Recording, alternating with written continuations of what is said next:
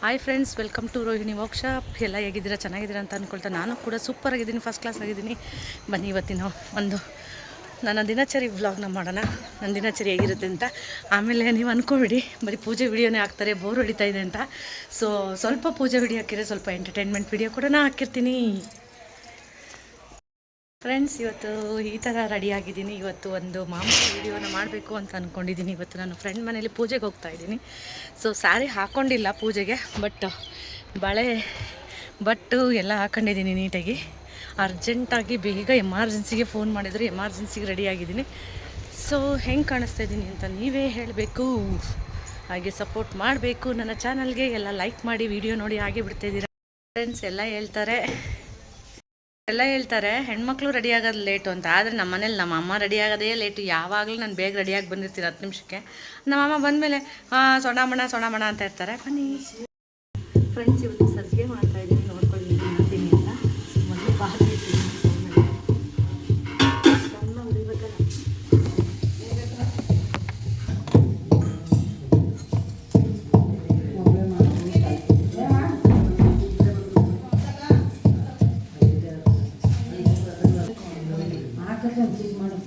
ಕೆಜಿನ ಮಾಡಿ ಲೋಟ ಕುಡಿಯೋದು ನೋಡಿ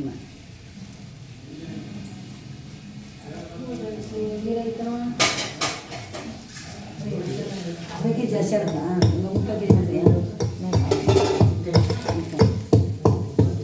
ರಾಧಾನಿ ಬಂದರು ನಾಳೆಲ್ಲ ಮಾಡ್ತಾರೆ ವೇಸ್ಟ್ ಮಾಡೋದು.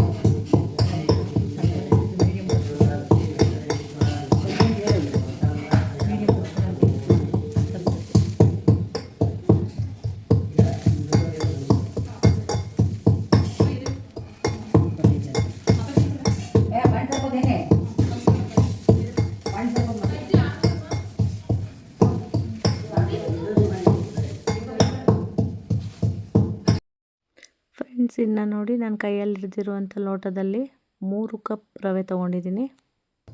ಇನ್ನು ರವೆನ ನಾನು ಪಾತ್ರೆಗೆ ಹಾಕಿದ್ದೀನಲ್ಲ, ಅದನ್ನು ಚೆನ್ನಾಗಿ ಹುರಿಬೇಕು.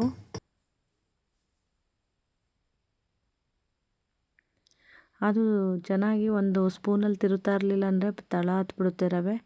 ಹುಷಾರಾಗಿ ಹುರಿಬೇಕು ಅಂತಲೇ ಹೇಳ್ತೀನಿ. ಈಗ 3 ಕಪ್ ರವೆಗೆ ನಾನು ತುಪ್ಪ ಹಾಕ್ಕೊಳ್ತಾ ಇದ್ದೀನಿ ನೋಡಿ. ಎಷ್ಟು ಅಂತಂದರೆ ಎಷ್ಟು ಕಪ್ಪು ರವೆ ತೊಗೊಂಡಿದ್ವಲ್ಲ ಅಷ್ಟು ಆ ಕಪ್ಪಿನಲ್ಲೇ 1 ಕಪ್ಪು ಪೂರ್ತಿ ತುಪ್ಪ ಹಾಕ್ಕೊಳ್ಬೇಕು. ಏನಕ್ಕೇನೋ ಉರಿಬೇಕು, ಆ ತುಪ್ಪದಲ್ಲೇ ರವೆ ಉರಿಬೇಕು. ನಿಮಗೆ ರವೆ ಉರಿಯೋಕ್ಕೆ ಗೊತ್ತಾಗಲಿಲ್ಲ ಸಜ್ಜಿಗೆ ಮಾಡಬೇಕಾರೆ ಅಂತ ಅಂದರೆ ಫ್ರೆಂಡ್ಸ್, ಒಂದನ್ನು ಮಾಡ್ಬೋದು. ಆ ಟ್ರಿಕ್ಸ್ನ ಹೇಳ್ಕೊಡ್ತೀನಿ ನೋಡಿ ನಾನು.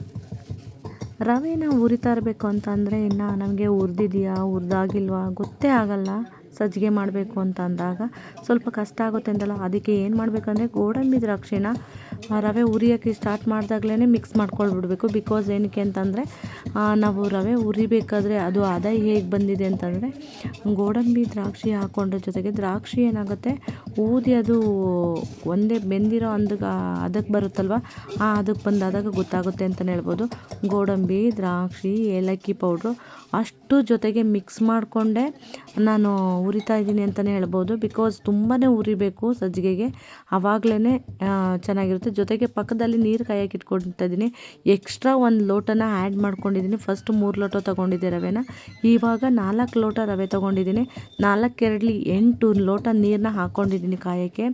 ಹಾಲು ತುಂಬ ಹಾಕೋಂಗಿಲ್ಲ. ಅಮ್ಮ ಅಲ್ಲಿ ಪಕ್ಕದಲ್ಲೇ ಏಲಕ್ಕಿ ಎಲ್ಲ ಕೊಡ್ತಾಯಿದ್ರು. ಏಲಕ್ಕಿ ಕೊಟ್ಟಾಯಿತೆ ಹಾಕ್ತಾಯಿದ್ದಾರೆ ನೋಡಿ ಇವಾಗ. ಜೊತೆಗೆ ಎಲ್ಲದನ್ನು ಹಾಕ್ಕೊಂಡೇ ಉರಿತಾ ಇದ್ದೀನಿ ಅಂತಲೇ ಹೇಳ್ಬೋದು. ಅದು ಉರಿಯೋದು ಕೈ ತೆಗೆದ್ರೆ ತಳ ಹಿಡಿದ್ಬಿಡುತ್ತೆ ಅಂತ ಹೇಳ್ಬಿಟ್ಟು ಉರಿತಾನೇ ಇದ್ದೀನಿ. ಕಂಪಲ್ಸರಿ ಉರಿತಾನೇ ಇದ್ದೀನಿ. ಫ್ರೆಂಡ್ಸ್, ಇನ್ನು ಸತ್ಯನಾರಾಯಣ ಪೂಜೆಯಲ್ಲಿ ಸ್ವಲ್ಪ ಹೆಚ್ಚು ಕಮ್ಮಿ ಆಯಿತು ಅಂದರೆ ಪ್ರಸಾದ ಚೆನ್ನಾಗಿ ಬರಲ್ಲ ಸಜ್ಜಿಗೆ. ಸೊ ತುಂಬ ಮುತುವರ್ಜಿಯಿಂದ ಮಾಡಬೇಕು ನೋಡಿ. ಈ ರೀತಿಯಾಗಿ ಹುರ್ಕೊಂಡಿದ್ದೀನಿ ರವೆನ. ಹಾಗೆ ಪಕ್ಕದಲ್ಲಿ ನೀರು ಕಾಯಕ್ಕೆ ಇಟ್ಟಿದ್ದೀನಿ. ನಾನು ಹಾಕಿರೋಂಥ ತುಪ್ಪ ಇಷ್ಟೇ, ಹಾಲು 1:2. ಈ ಲೋಟದಲ್ಲಿ 4 ಲೋಟ ನೀರು ರವೆ ತೊಗೊಂಡಿದ್ದೆ. 4 ಲೋಟ ನೀರು, ಒಂದೇ ಸ್ವಲ್ಪ ಹಾಲು ತೊಗೊಂಡಿದ್ದೀನಿ. ಹಾಗೆ ತುಪ್ಪ ಇದರಲ್ಲಿ 2 ಲೋಟ ಹಾಕಬೇಕು.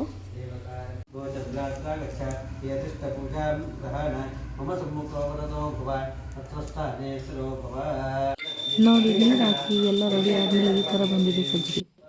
ಸೊ ಫ್ರೆಂಡ್ಸ್, ಲಾಸ್ಟಿಗೆ ನಿಮಗೆ ಹೇಳಲಿಲ್ಲ, ನಾನು 1:2 ನೀರು ತೊಗೊಂಡಿದ್ದೆ, ಸ್ವಲ್ಪ ಹಾಲು ತೊಗೊಂಡಿದ್ದೆ. ಅದನ್ನು ಕುದಿಸ್ಬಿಟ್ಟು ಎಲ್ಲ ಆದಮೇಲೆ ರವೆ ಒಂದು ಅದಕ್ಕೆ ಹುರಿದಾಗಿದೆ ಅಂತ ಅಂದಮೇಲೆ ನೀರನ್ನು ಮತ್ತು ರವೆನ ಮಿಕ್ಸ್ ಮಾಡಿ ಸ್ವಲ್ಪ ಉರಿ ಚಿಕ್ಕದು ಮಾಡಿ ಸ್ವಲ್ಪ ಬೇಯಕ್ಕಿಟ್ಟಾಗ ಸತ್ಯನಾರಾಯಣ ಸಜ್ಜಿಗೆ ರೆಡಿ ಆಯಿತು ಅಂತಲೇ ಹೇಳ್ಬೋದು. ಇವಾಗ ಪ್ರಸಾದ ನೈವೇದ್ಯ ಕೊಟ್ಟಿದ್ದಾರೆ ಉಂಡೆ ಕಟ್ಟಲಿಕ್ಕೆ ಅಂತ ಹೇಳ್ಬಿಟ್ಟು ನಾನು ಅದನ್ನು ಲಟಾಯಿಸ್ಕೊತಾ ಇದ್ದೀನಿ. ಒಂದು ಕಡೆಗೆ ಲಟಾಯಿಸ್ಕೊಂಡು ಉಂಡೆ ಕಟ್ಟಬೇಕಲ್ಲ, ಬಂದಿರೋ ಭಕ್ತಾದಿಗಳಿಗೆ ಪ್ರಸಾದ ರೂಪದಲ್ಲಿ ಸಜ್ಜಿಗೆನ ಕೊಡಬೇಕಲ್ಲ, ಸತ್ಯನಾರಾಯಣ ಸಜ್ಜಿಗೆನ.